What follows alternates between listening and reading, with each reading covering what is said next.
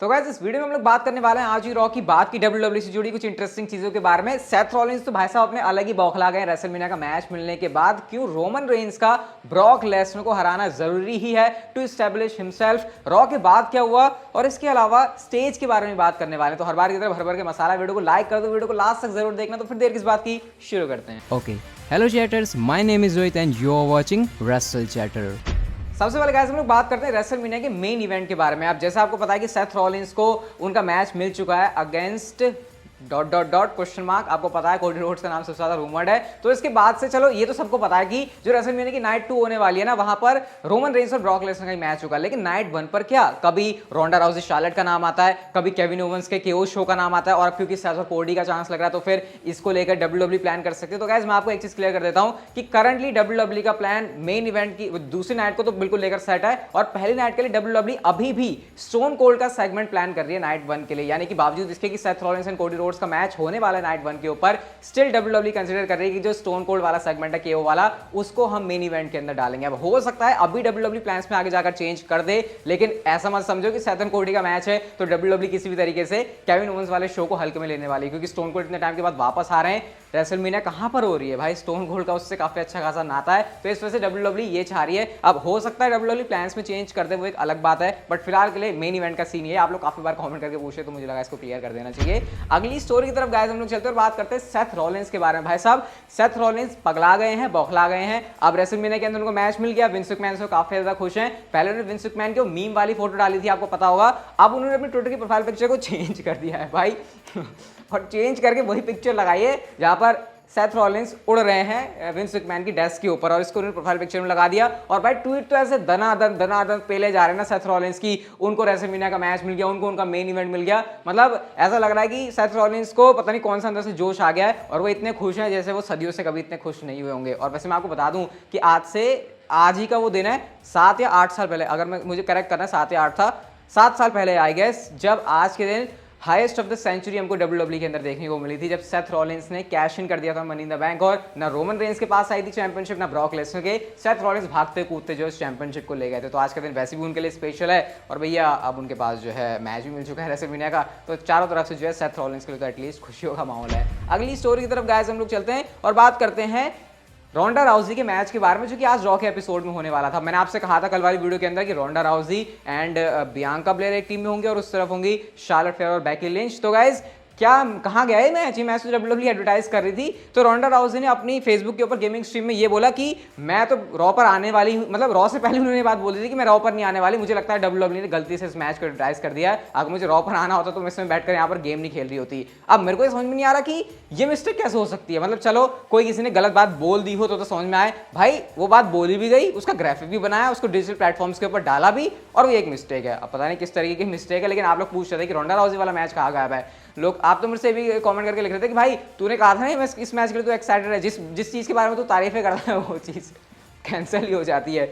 मैं क्या करूं भाई, इसमें मेरी क्या गलती? मैंने तो उसे बोला था यार कि शार्लेट और बेकी एक टीम होंगी तो देखने में अच्छा लगेगा, वो मैच ही नहीं हुआ, तो इसके बारे में मैं क्या कर सकता हूं। तो ये कुछ बताना था आपको, क्योंकि आप लोग भी कंफ्यूज चल रहे हो ना, तो मुझे लगा आपके सामने शेयर कर देता हूँ। नेक्स्ट स्टोरी की तरफ गाइस हम लोग चलते हैं और मॉन्टेज फॉर्ड के बारे में बात करते हैं। तो आपको लग रहा होगा आज अचानक से मॉन्टेज फॉर्ड के बारे में बात क्यों हो रही है। तो आपको पता है उनका जो फ्रॉग स्प्लैश है वो कितना कमाल का लगता है, कितनी ऊंचाइयों में जाता है, कितनी हाइट्स में वो जाते हैं। उन्होंने यहाँ पर कहा कि देखो ये एक तरीके से मेरा होमेज भी है जो कि मैं देता हूँ एडी गुरेरो, इससे पहले रॉब वैन डैम, इन सब ने जो किया हुआ है। लेकिन साथ में उन्हें एक बहुत इंटरेस्टिंग चीज़ बताई मॉन्टेज फॉर्ड ने, और मेरे ख्याल से मैं आपको इसलिए बता रहा हूँ कि मतलब मैं आपको काफ़ी सारी बातें इसलिए बताता हूँ कि जस्ट इसलिए नहीं कि वहाँ पर कुछ बताने के लिए बहुत अच्छा है, बल्कि क्या पता हमारे किसी तरीके से वो काम आ जाए। मॉन्टेज फॉर्ड ने यहाँ पर एक कहा कि देखो मैं ऊंचाइयों से डरता हूँ, तो अपने उसी वाले डर को ओवरकम करने के लिए वो जो है अपना ये जो फ्रॉग स्प्लैश है इसको यूज़ करते हैं। और उन्होंने कहा कि मुझे नहीं लगता कि आज से पहले किसी इंटरव्यू के अंदर मैंने ऐसा कहा था, तो तुम्हारे लिए एक्सक्लूसिव है। मतलब मॉन्टेज फॉर्ड का स्प्लैश लगाना, जो हमको लगता है कि इतनी ऊंचाई से कूद रहे हैं, एक्चुअल में ऊंचाइयों से मॉन्टेज फॉर्ड को डर लगता है, और इसी को ओवरकम करने के लिए उन्होंने अपना फिनिशर ये बना दिया।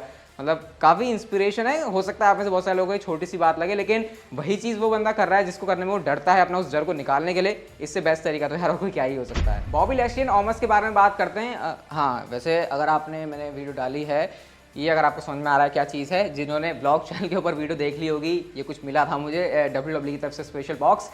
तो अगर आपने नहीं देखी वो वीडियो तो भाई इस समय लिंक भी उसका डिस्क्रिप्शन में जाके आप लोग देख सकते हो, फिर मत कहना मिस कर दिया, फिर आई बटन पे भी दे दूंगा। तो क्या है वो आपको सब वहीं से जानने को मिलेगा। खैर बॉबी लैशली और ओमस के बारे में बात करते हैं।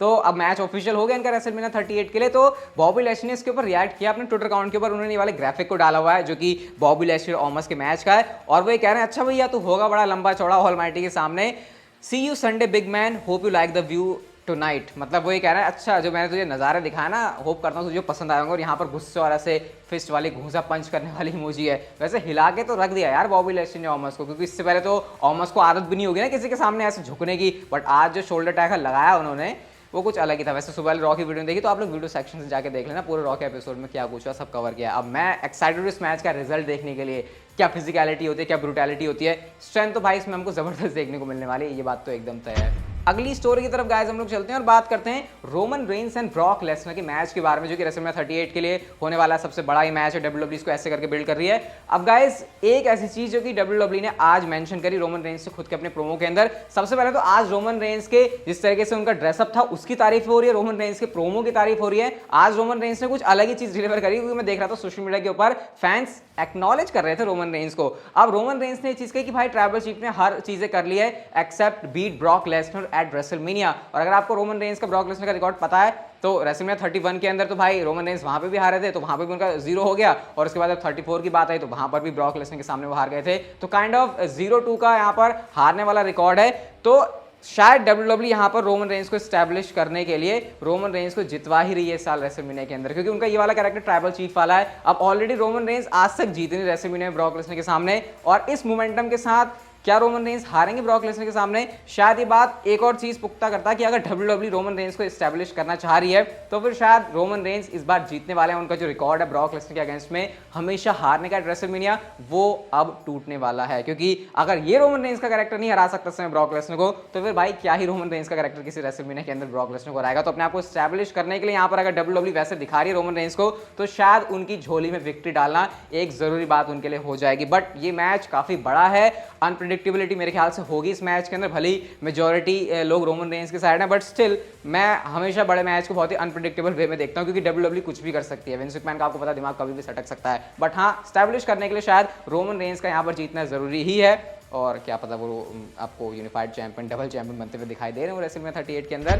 हम चलते हैं गाइस अपनी अगली स्टोरी की तरफ और बात करते हैं आज की मंडे नाइट रॉ के बाद का क्या सीन हुआ। तो एंड में तो आपको पता है जो आरके ब्रो है उन्होंने आरके वगैरह लगा दिया था, उसके बाद वो सेलिब्रेट कर रहे थे। तो ऑस्टिन थियरी यहाँ पर आया था और साथ में उनको सेथ रॉलिंस ने भी ज्वाइन कर लिया, जिसके बाद Seth Rollins and Austin theory एक टीम में और आरके ब्रो के साथ में वो लड़ रहे थे। एंड गेस व्हाट, 3 सेकंड के अंदर मैच का रिजल्ट निकला, क्योंकि रिडल ने जो है रोल करके ऑस्टिन थियरी को पिन कर दिया।